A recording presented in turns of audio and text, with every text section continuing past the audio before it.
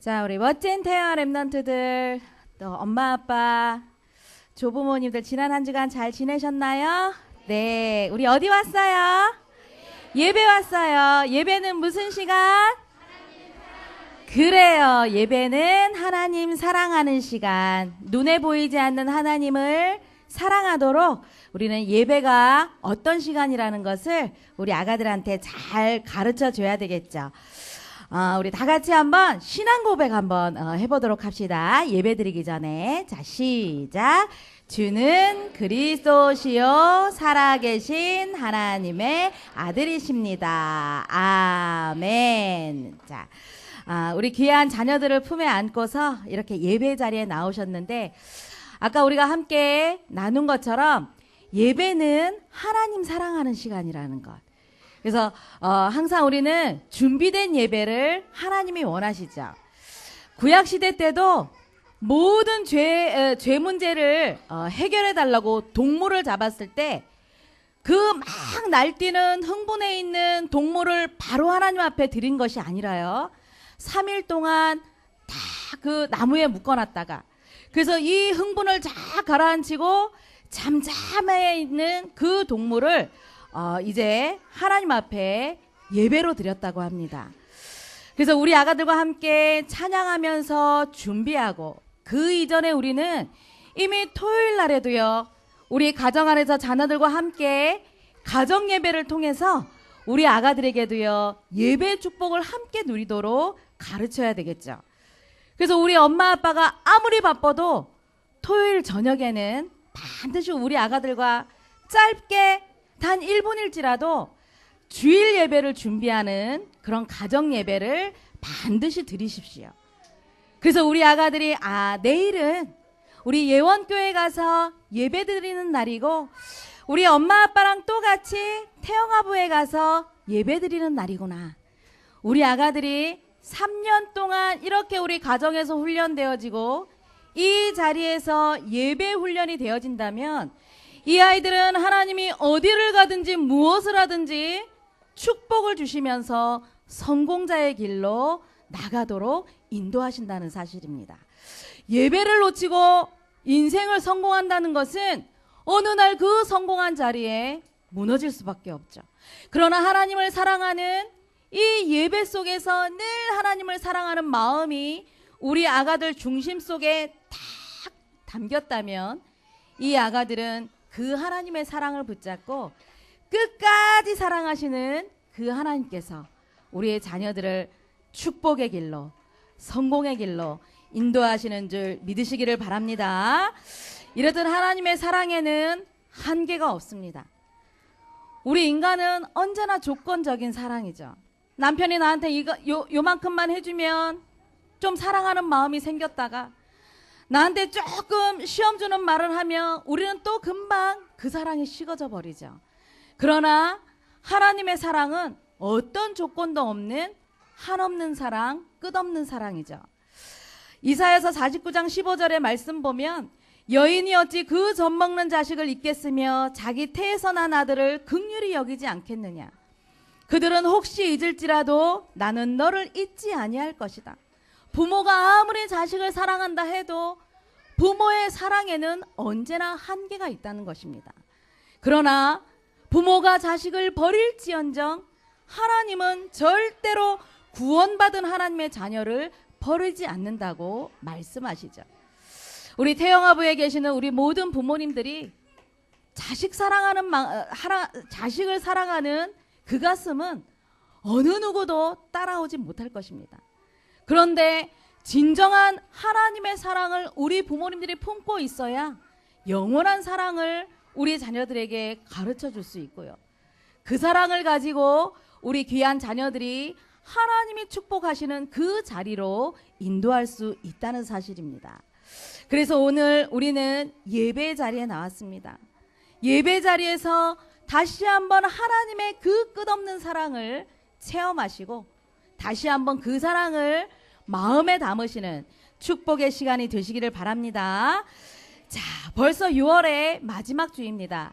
우리가 이제 2012년도에는 마지막 주에는 한 달 동안 하나님이 우리에게 주신 언약을 다시 한번 마음에 새기는 시간이고요. 그리고 이 하나님이 주시는 이 예배 축복을 함께 우리 가족들이 축제하는 그런 시간으로 마련을 했습니다. 한 달 동안 하나님이 우리에게 주신 언약들을 다시 한번 붙잡으시고 가정으로 돌아가셔서 귀한 자녀들과 함께 언약 성취의 주인공으로 준비되어지는 축복을 누리시기를 바랍니다. 자, 하나님께서 우리에게 첫째 주에는 요한복음 12장 12절에서 19절 말씀을 주시면서 예수님의 미션 실현이라는 제목을 우리에게 주셨습니다. 예수님의 미션은 하나님께로부터 전 인류를 구원할 그 미션을 받으셨고 이제 십자가를 지시면서 그 미션을 실현시키셨죠. 그래서 우리 자녀들에게 이 말씀을 어떻게 적용해 줘야 되느냐. 유대인들은 늘 육신적인 것에 관심을 가졌지만, 넘겨주세요 선생님. 유대인들은 늘 육신적인 것에 관심을 가졌지만 우리 귀한 자녀들은 하나님의 말씀으로 예수 그리스도라는 이 언약의 본론 인생이 되도록 양육하면서 이제 언약 성취의 주인공으로 양육을 합시다. 이런 말씀을 나눴죠. 그래서 우리 귀한 렘넌트들이 언약 성취의 주인공이 되기 위하여서는 우리의 가정에서 이 아이들을 품고 있는 부모의 사명이 중요한 것입니다.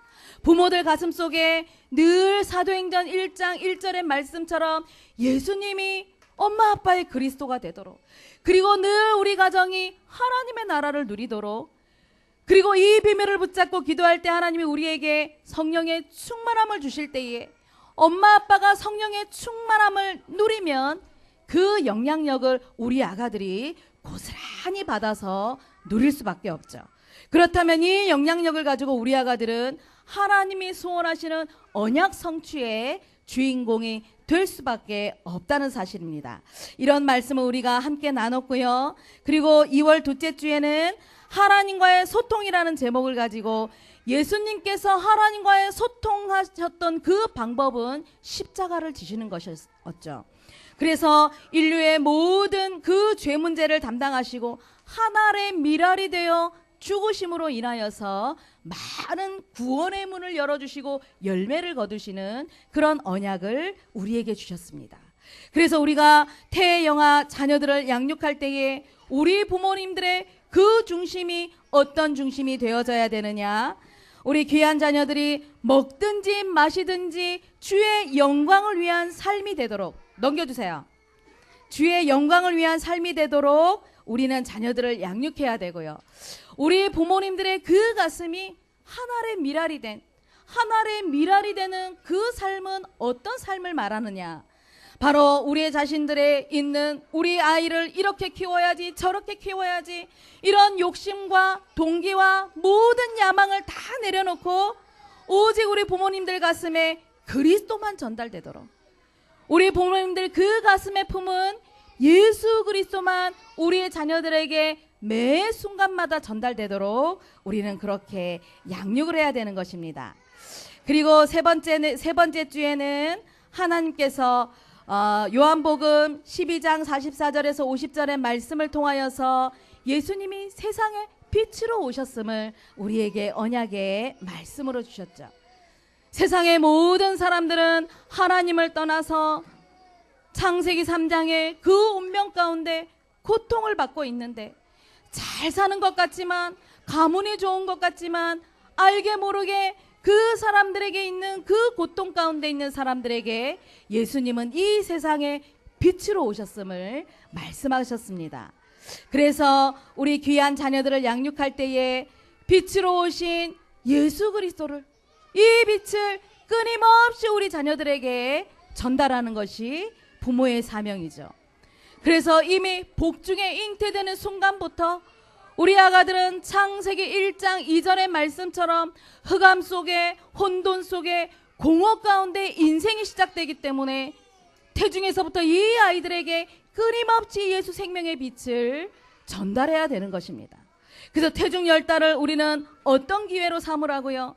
인생의 밭을 갈아주는, 창세기 3장의 그 흑암과 그 가시와 엉겅퀴가 자랄 수밖에 없는 그 영적 상태를 그리스도의 이 생명의 빛을 비춤으로 인하여서 10달 동안에 끊임없이 인생의 그 근본 치유의 기회로 삼고 예수 그리스도로 기초를 놓는 가장 중요한 시간표요. 또한 뱃속 10달이지만 70년, 80년, 일평생의 그 미래를 준비할 기회로 삼으라는 그런 언약을 우리가 붙잡았습니다. 그리고 오늘 우리가 붙잡아야 될 언약은 끝까지 사랑하시는 예수님이라는 제목입니다. 예수님께서는 십자가 지시기 전날 밤에 제자들과 함께 모여서 만찬을 나누시기 이전에 예수님께서는 누가 예수님을 배반할 것인지, 누가 예수님을 팔 것인지 아셨지만 세상에 있는 자기 사람들을 끝까지 사랑하셨다고 말씀하고 있죠. 그리고 그 사랑의 가장 본보기로 제자들의 발을 씻겨주셨습니다. 사실 발을 씻어주는 것은 가장 그 저급 하인들이 씻어주는 것이 바로 발을 씻어주는 것이 하인들의 할 일이었죠. 그런데 예수님은 제자들에게 이 발을 씻어주시면서 죄사함의 그 구속의 의미를 알려주셨고, 또한 모든 사람들의 생명을 살리는 일에 너희들의 섬기는 자의 모델이 되라고 말씀하고 계시는 것입니다. 발을 씻어주려면 여러분들 한번 상상을 해보십시오. 제자들은 의자에 앉아있고 예수님이 의자에 앉아있는 제자들의 발을 씻어주기 위하여서는 무릎을 꿇어야 됩니다. 무릎을 꿇어서 제자들의 그 발을 씻어주면서 예수님이 어떤 심정이셨을까요? 그래서 제가 말씀을 준비하면서 가만 생각을 해보니까 우리가 아가를 출산을 하면 우리 엄마 아빠가 함께 연합해서 우리 아가들 목욕을 시켜주죠. 그 아가들 목욕을 시켜주려면 무릎을 꿇어야 됩니다.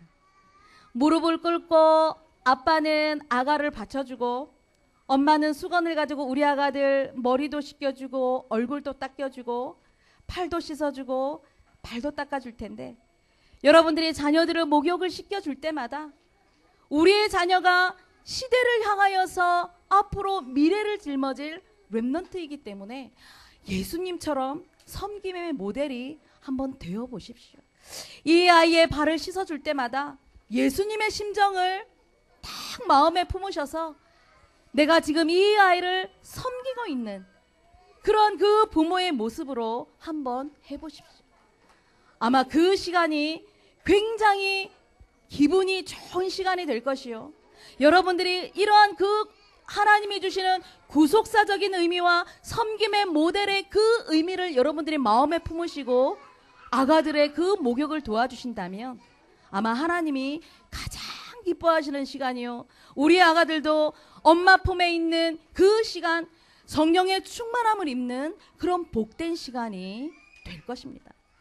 그래서 우리는 이러한 영적인 의미를 가지고 세상 사람들은 섬김을 받으려고 하지만 예수님은 하나님이신데 모든 인류의 죄 문제를 담당하시고 섬김의 모델이 되셨습니다.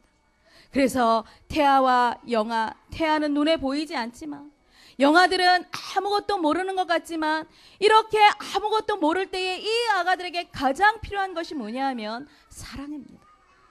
그리스도의 사랑, 조건 없는 그 사랑이 가장 필요한 현장이 바로 태아와 영아 현장입니다. 우리 모든 부모님들이 어릴수록 가장 큰 사랑이 필요하기 때문에 예수님의 그 십자가의 사랑을 가지고 귀한 자녀들을 끝까지 그리스도의 사랑으로 사랑하시고 섬기는 자의 그 모델이 되셔서 이 아이들이 이 시대 21세기의 시대를 살릴 렘넌트로 성장할 수 있도록 양육하시는 우리 모든 축복의 가정들이 되시기를 바랍니다.